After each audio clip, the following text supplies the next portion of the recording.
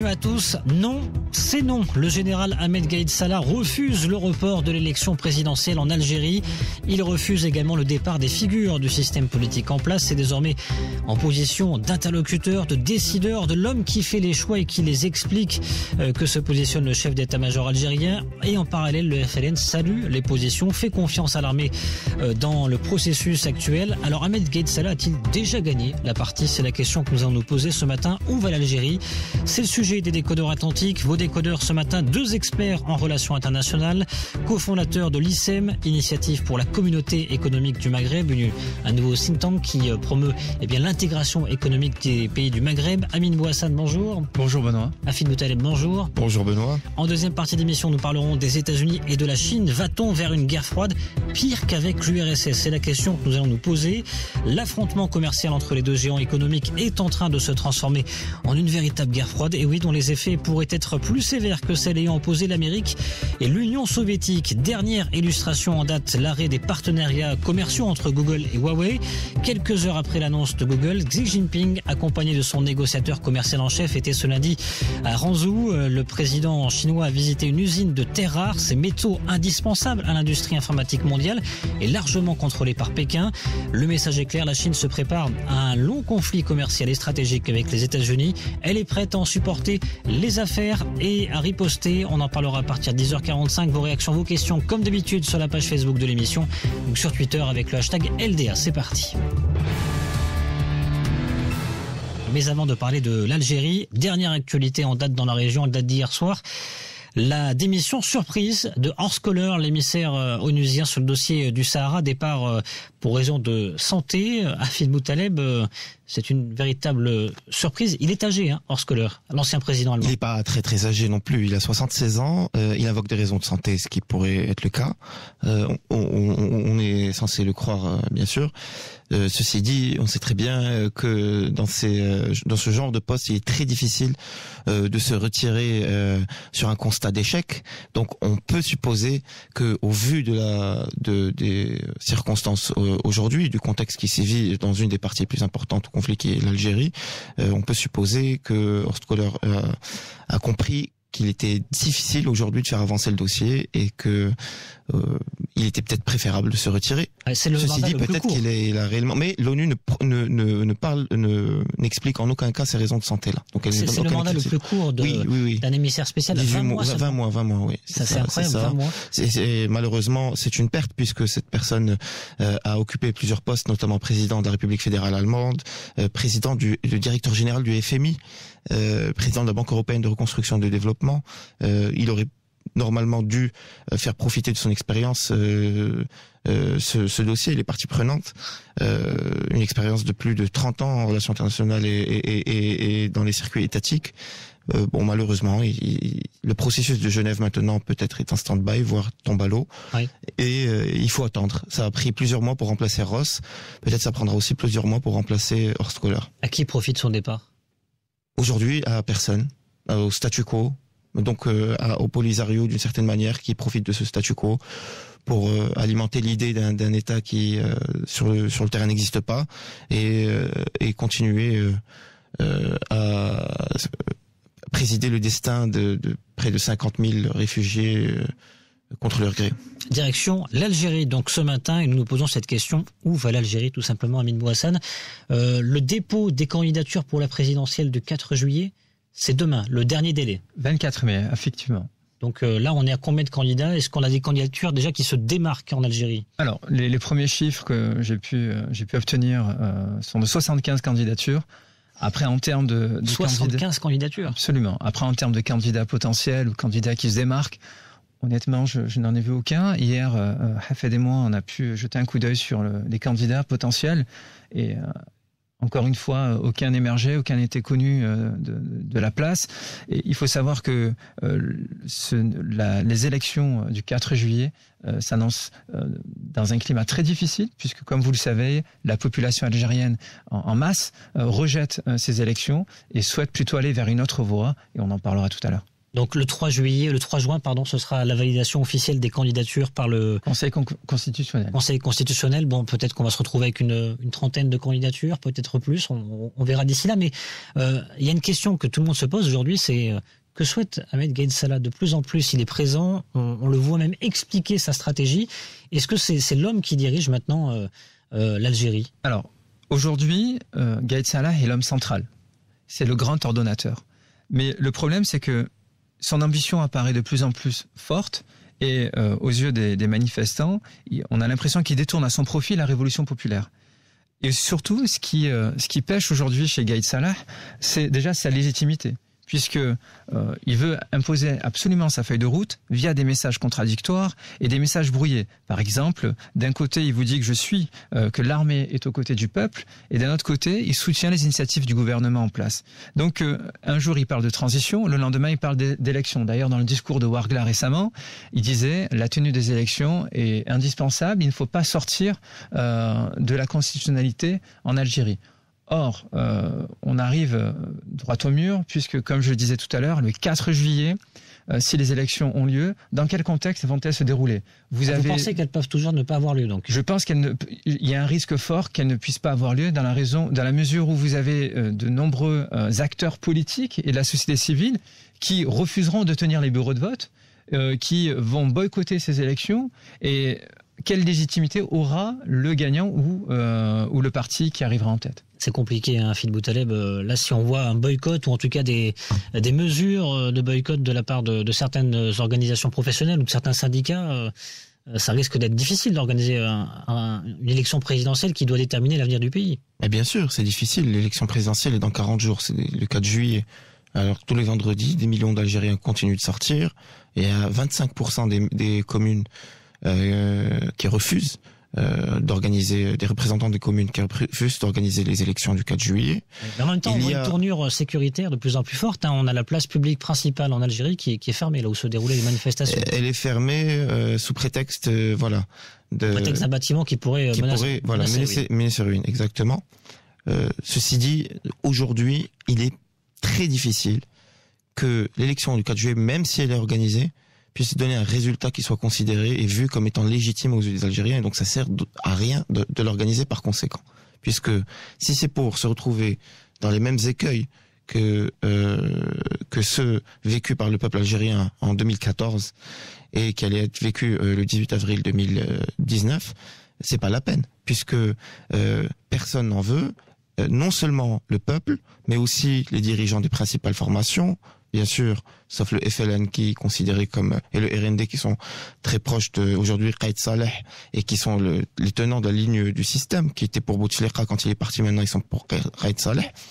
Et, mais il n'y a pas que ça. Il y a aussi les élites, les patrons, le monde associatif, les leaders du système dans les années 70-80 qui ont été pendant 20 ans ministres comme Ibrahimi ou Ben Bitour et qui ne souhaitent pas de cette présidentielle. Donc elle ne réunit pas uniquement la rue, elle va au-delà de la rue, elle va aussi dans une partie de l'élite et une partie même du système qui n'en veut pas. Et c'est ça le problème aujourd'hui. Et Gaïd Salah souffle le chaud et le froid, il essaie de plaire à tout le monde et ça semble un peu difficile aujourd'hui. Il est dans une posture assez difficile puisqu'il faut qu'il trouve une sortie de crise et j'ai l'impression qu'il n'a pas suffisamment d'éléments pour trouver cette sortie de crise. La sortie de crise, ça va être quoi? Ça va être un report du coup? Il va l'annoncer mi-juin Bon, scénario classique, entre guillemets, auquel on pourrait s'attendre facilement, Amine Bouhassan, ou c'est attendons, parce que c'est tellement difficile d'y voir clair ce matin que ça serait difficile de présager d'un report tout de suite?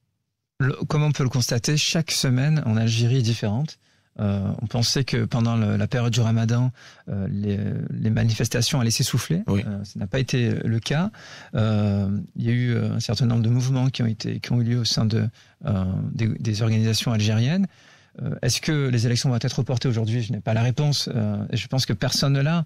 On est en attente en fait. On regarde de très près la situation, puisqu'il ne faut pas oublier que l'Algérie n'est pas une île au milieu d'un océan. Autour d'elle, vous avez des pays, vous avez des frontières qui connaissent des bouleversements majeurs. Vous avez une économie algérienne qui est en train de souffrir. Vous avez, et je pense que ce sera le sujet de notre deuxième débat, une guerre commerciale entre les USA et la Chine qui peut affecter l'Algérie, puisque la Chine est un grand investisseur en Algérie. Donc du coup, quel est l'impact sur l'économie algérienne? Premier partenaire économique. Absolument. Donc si vous avez déjà un voisin libyen qui connaît une guerre civile de plus en plus forte, si vous avez une économie qui est déjà mal au point, il est très difficile, et que vous avez une population qui manifeste contre un système dont Gaïd Salah fait partie, il faut le rappeler. Donc ce qui est paradoxal, c'est que vous avez d'une part la population qui refuse une élection alors qu'on est plutôt dans un schéma démocratique,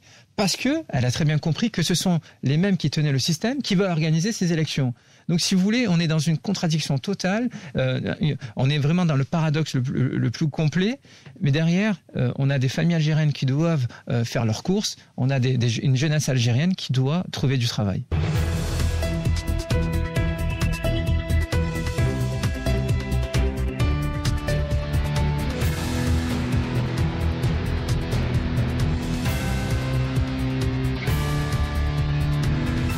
La suite des décodeurs atlantiques ce matin, toujours avec Afid Boutaleb, bonjour. Bonjour. Amine Bouhassan également avec nous ce matin, bonjour. Bonjour. Vous êtes tous les deux experts en relations internationales, cofondateurs de l'ICEM, Initiative pour la communauté économique du Maghreb. On parle donc de l'Algérie. L'élection présidentielle du 4 juillet est maintenue pour l'instant. C'est en tout cas ce qu'a confirmé le général Ahmed Gaïd Salah, qui est le nouvel homme fort du pays, qui refuse également le départ des figures du système politique en place et qui promet tout de même également aux Algériens, Afid Boutaleb, eh bien que les affaires de corruption, les soupçons de corruption sur plusieurs responsables politiques ou responsables économiques vont se poursuivre.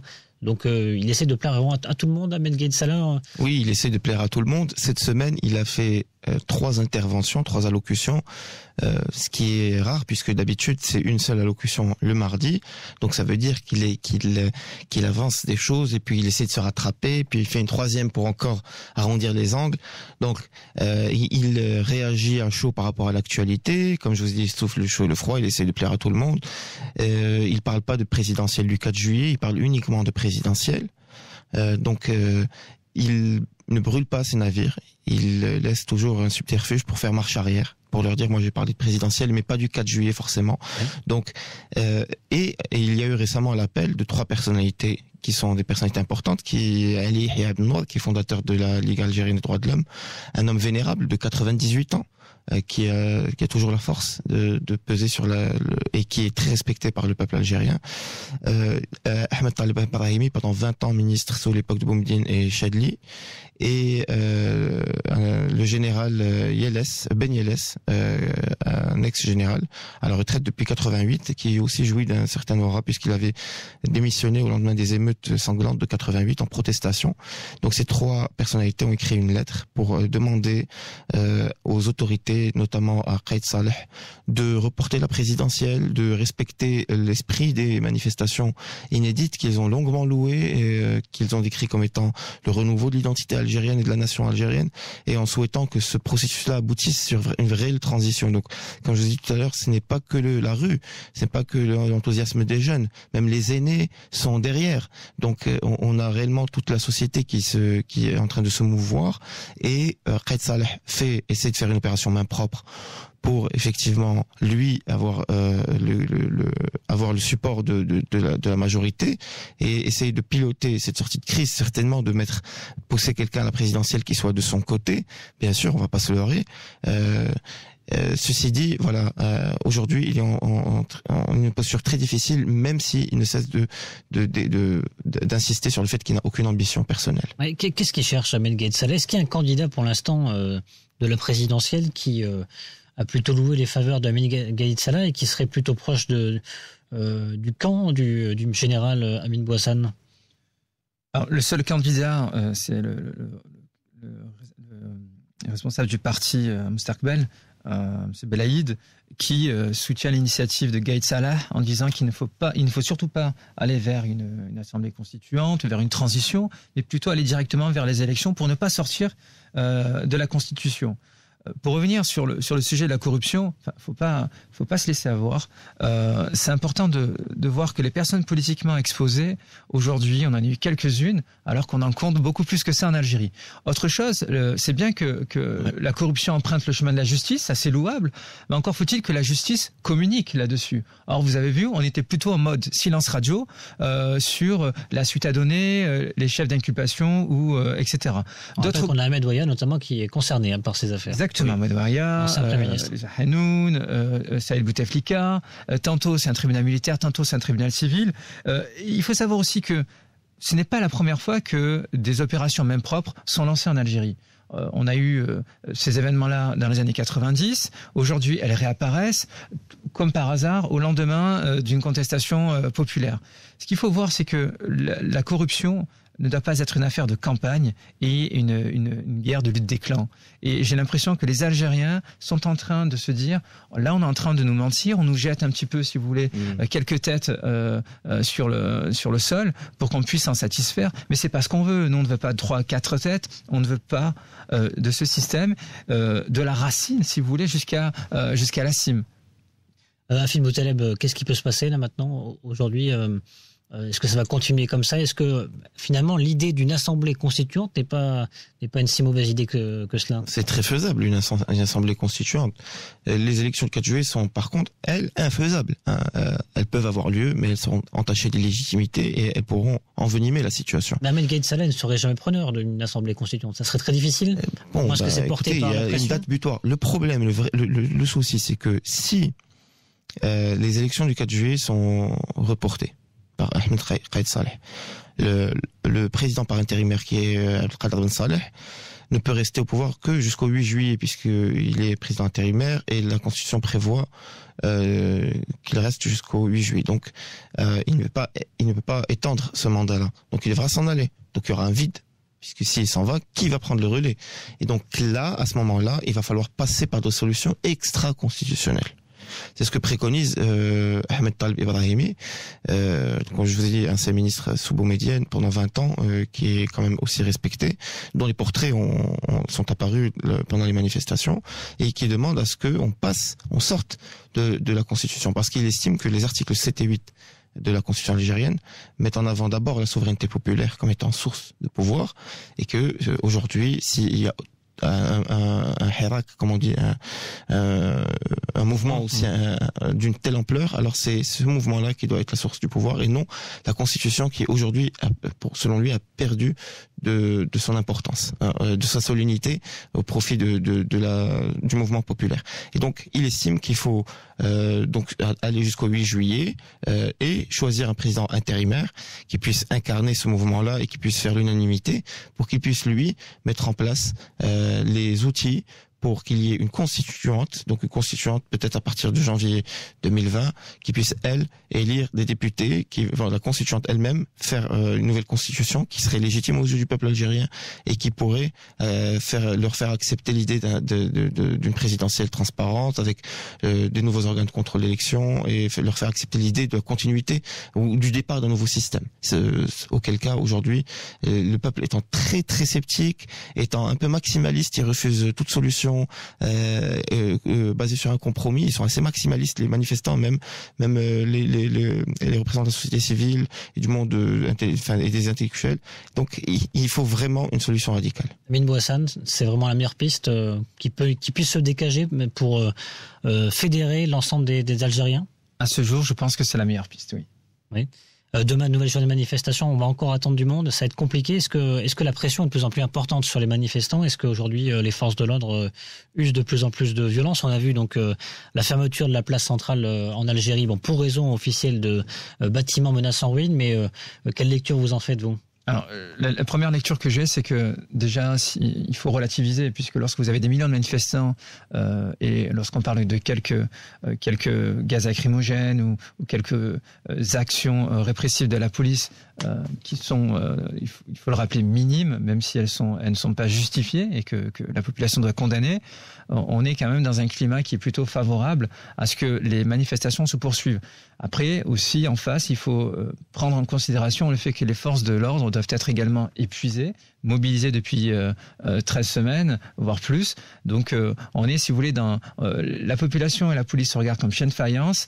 Mais comme je vous l'ai dit l'autre fois, et je le redis aujourd'hui, on ne peut pas arrêter un raz-de-marée avec une digue. Ce n'est pas possible.